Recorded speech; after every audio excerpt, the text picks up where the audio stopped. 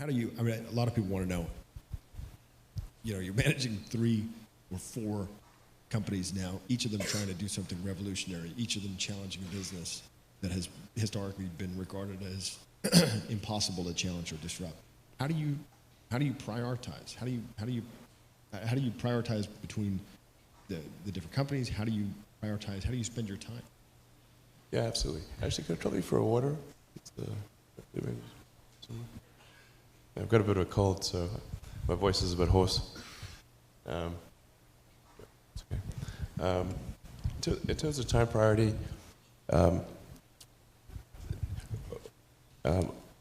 for business time, almost all of it is really dedicated to SpaceX and Tesla. It may sound like I've got a lot of different endeavors, but it's overwhelmingly SpaceX and Tesla in terms of time allocation.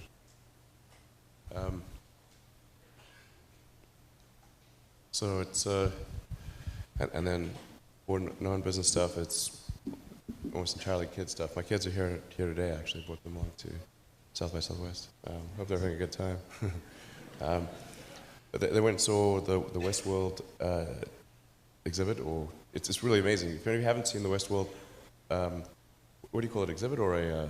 I don't know what you call it. I think you just call it Westworld at this point. Theme park. It's really incredibly well done. I took the kids there yesterday. They had a great time. But yeah, I think probably one of the biggest misunderstandings is that I'm actually not an investor. Sometimes people think I'm an investor or I invest in things. I don't invest in anything. In fact, the only public security that I own of any kind is Tesla. And then the next biggest is SpaceX. And then the Boring Company kind of started more as a joke, because that would be a funny name for a company.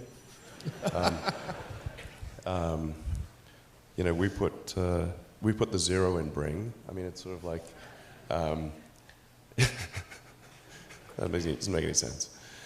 But when we talk, I remember when you first told me that you were thinking about tunnels. Yeah, when did I first tell you about that? Years ago. Okay, it's like a long time ago. Yeah, like I thought you were joking. Yeah, it was. I was joking, but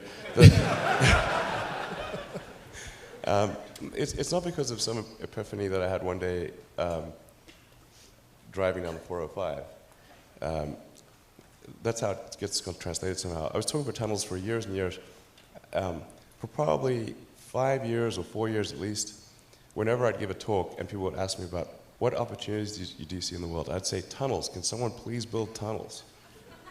So after 4 or 5 years of begging people to build tunnels, and still no tunnels, I was like, okay, I want to build a tunnel.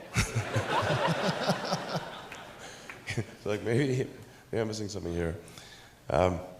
So I was like basically talking people's ears off for tunnels for several years, and then said, well, let's find out what it takes to build a tunnel. And so I started digging a tunnel. I wanted to start the tunnel from where I could see it from my office at SpaceX. So I said, well, let's just carve off a part of the parking lot across the road so I can see if anything's happening or not. And then we named our first boring machine Godot, because I kept waiting for it. It never came. Finally it did. And we got it going. And now we're making good progress. We're funding the company for merchandise sales. So thank you for anyone who's bought our flamethrower. You will not be sorry, or maybe you will. It won't be boring. We have a video, I think, here of the latest vision for the Boring Company in terms of how it planned, the hopes cool. of I revolution. didn't even know this. Great.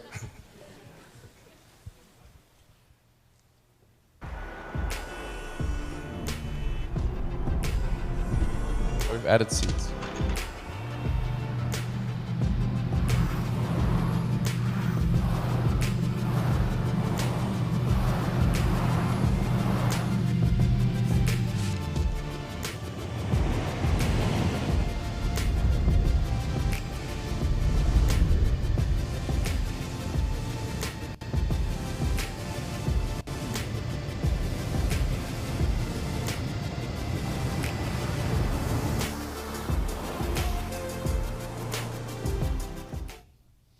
I think, you know, when we were first talking about the concept, you know, tunnels feel like a resolutely old school solution to a problem. I'm glad that I invented tunnels.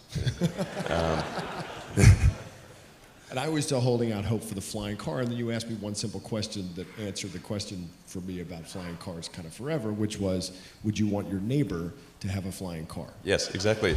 This is exactly the question. Oh, you want a flying car? How about everyone around you has a flying car too? Oh, that doesn't sound so good. Yeah. And I think one of the interesting things about tunneling is it's one of these things that, you know, there's not a lot of market competition there. It's not a, you know, it's something that's ripe for change. So how do you, yeah, I remember you talked about the philosophy with Godot was to just keep running it basically until you figured out why it can't run any faster. Yeah, so, I mean, the Boring Company, to be clear, it's like literally 2% of my time. It's probably 20% of my tweets. But tweets do not correlate to actual time spent. I mean, I sort of just have fun with the Boring Company, but my time allocation is literally about 2%. Talk about your time allocation. I think one of the things you spend an awful lot of time thinking about, I know, is artificial intelligence. It's something that you and I have as a shared interest, and it's something that our audience is interested in as well. The question here is a lot of experts in AI don't share the same level of concern that you do about the dangers of AI. Fools. What Famous last words. What specifically do you believe that they don't?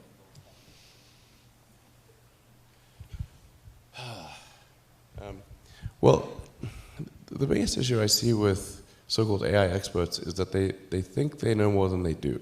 And they think they're smarter than they actually are. In general, we are all much smarter than we think we are, but much less smart, dumber than we think we are, by a lot. So this tends to plague smart people.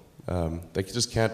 They define themselves by their intelligence, and they don't like the idea that a machine could be way smarter than them. So they discount the idea, which is fundamentally flawed. That's the wishful thinking situation. I'm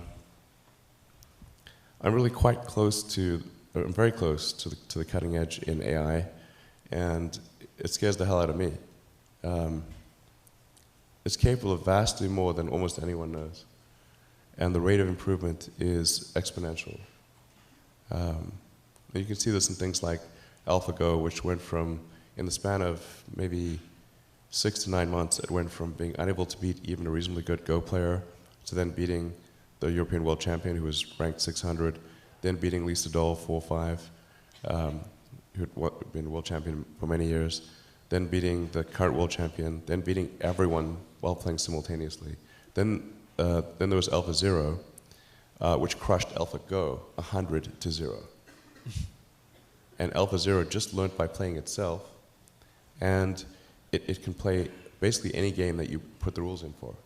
Whatever rules you give it, it literally read the rules, play the game, and be superhuman for any game.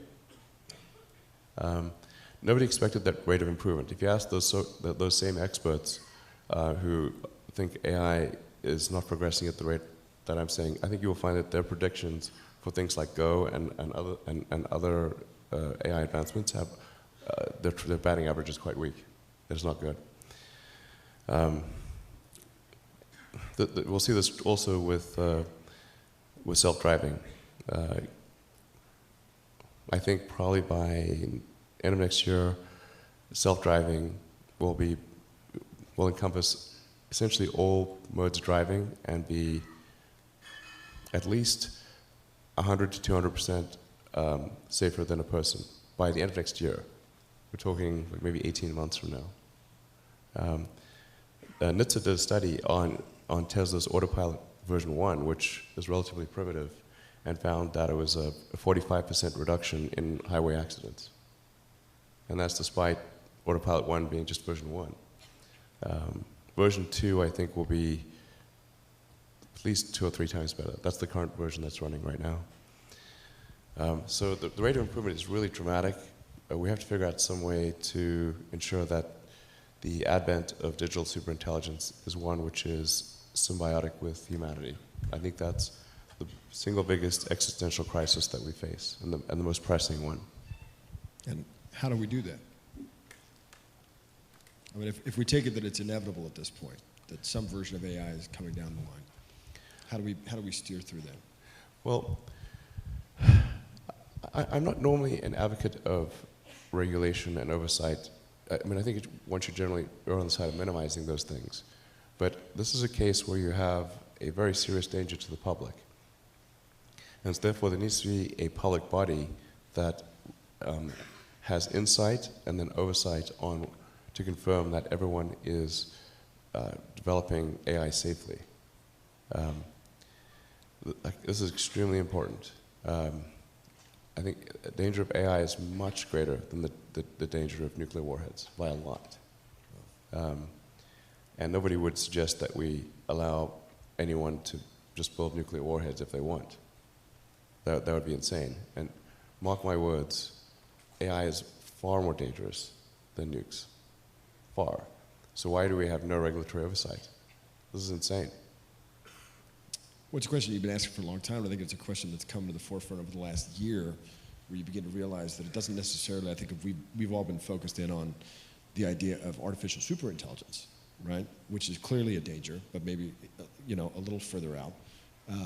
What's happened over the last year is you've seen what I've been calling artificial stupidity. You're talking about, algorithmic manipulation of social media. Like we're in it now. It's starting to happen. How do we, what's the intervention at this point? I'm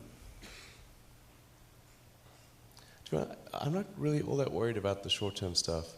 Things that are, like narrow AI is not a species-level risk. It will result in dislocation, in lost jobs, and sort of better weaponry and that kind of thing.